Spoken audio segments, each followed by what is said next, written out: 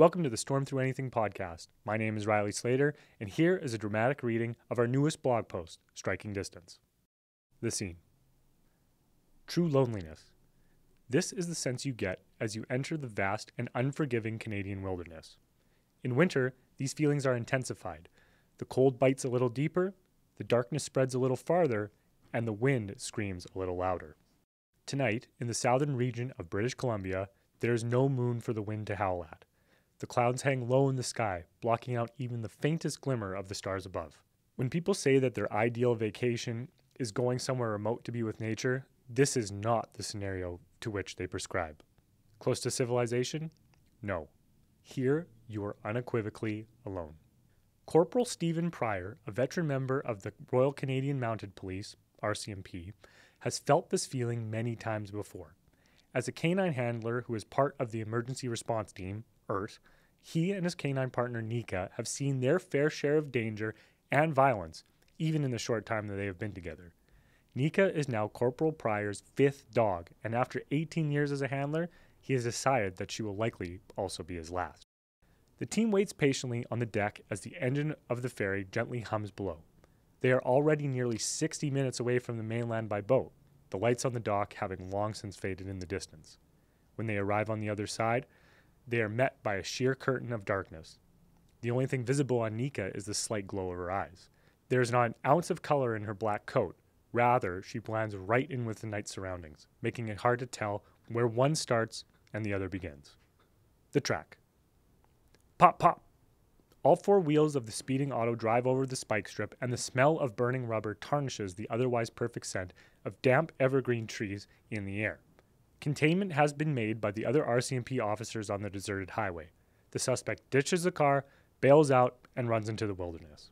The RCMP is given the task of protecting the federal lands beyond the area controlled by larger municipal police agencies.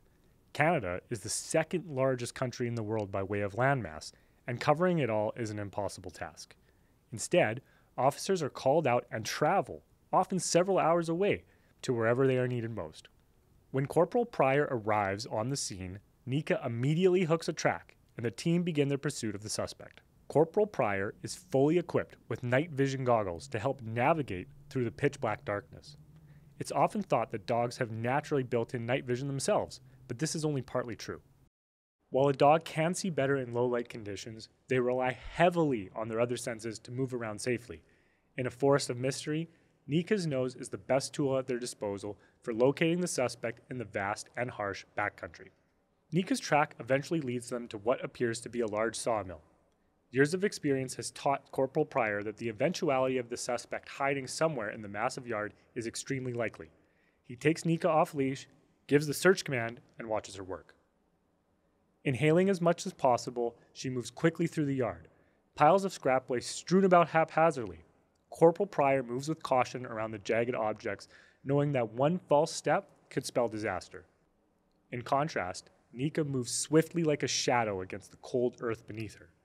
She kicks up an ugly layer of crushed wet sawdust left from years of being trampled into the ground by workers at the remote mill. Quick bursts of speed punctuate every straight line that she takes. Then, suddenly, as if possessed by a ghost, Neeka's progress comes to a dead halt. Corporal Pryor knows that something is not right, and immediately runs over to investigate. Like a fish caught in a hook, a thin piece of metal is planted deep into Neeka's body, preventing her from moving any further. She squirms and flails, trying desperately to get away, but she can't free herself from the razor's edge. Her movements are only making things worse. A disgusting feeling floods over Corporal Pryor as a wave of reality comes crashing down upon him. They are not in the city, and the nearest animal hospital is hours away. In a matter of minutes, Neeka is going to bleed out. No amount of first responder training will overcome the gash to her side. All the time spent training, all the hours huddled in the back of a truck, waiting to make a move, waiting to make a difference, is going to be for nothing. Corporal Pryor looks at Neeka and feels an overwhelming emotion never experienced with any of his other four dogs. It wasn't one of bravery, courage, strength, or power. For in that moment, Neeka was helpless, and so was he. The agreement. Experience in life is something that is acquired over time. It gives us confidence and influences the decisions we make on a day-to-day basis. When something new is introduced that challenges our own long-held beliefs, uncertainty and skepticism are two common and justified responses. Last year, we made the decision to no longer offer non-ballistic options for our custom-fit vests. This has been a decision that has been both simultaneously praised and challenged by handlers, especially those who have used and relied on our non-ballistic options with previous dogs. When Corporal Pryor called at the beginning of 2022, he was one of those handlers. He used our non-ballistic option safely and successfully with 4 different dogs, spanning almost a 2-decade career. If anyone had a reason to challenge the change, it was him. But he did something that altered the course of Neeka's life that night. He listened. We explained the benefits of our newest ballistic technology, that it was lighter and thinner than anything that had ever been produced in the last 25 years, that our custom-fit sizing process took a monumental step, taking measurements in 27 different locations instead of just 7 for the original vests, that Neeka's internal body temperature would be the exact same whether she was working in our ballistic vest or not, and that her mobility and agility would not be affected in any way. We weren't just trying to provide a better product. We wanted to give him peace of mind knowing that if something happened, if Neeka was injured or killed on duty, that we all did everything we could to prevent it as best as possible. Corporal Pryor took this new information to heart, but still had doubts. He had 18 years worth of examples that fell short of his expectations. Jumping over the mental barrier to try the new patrol SWAT vest was easier said than done. He didn't want to waste his money, and he was already satisfied with what he was using. So why make the switch? After a few more conversations and a full money-back guarantee, he decided to give it a shot. Now, after nearly 100 ERT deployments, rappelling operations, swimming through ravines and rivers, hoisting with the special ops handle, working in humid and hot conditions, or freezing cold and bitter snow and rain, Corporal Pryor has put more miles on Neeka's new patrol SWAT vest in 1 year than some handlers put on their dog in a lifetime. Her vest is now molded to her body like a second skin, and she doesn't go anywhere without it. The legacy.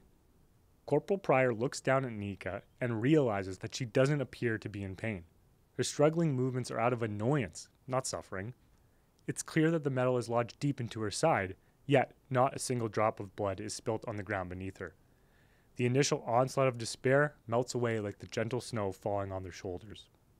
He puts his hands on Neeka and helps guide the razor-sharp metal out of the ballistic panel on her well-worn patrol SWAT vest.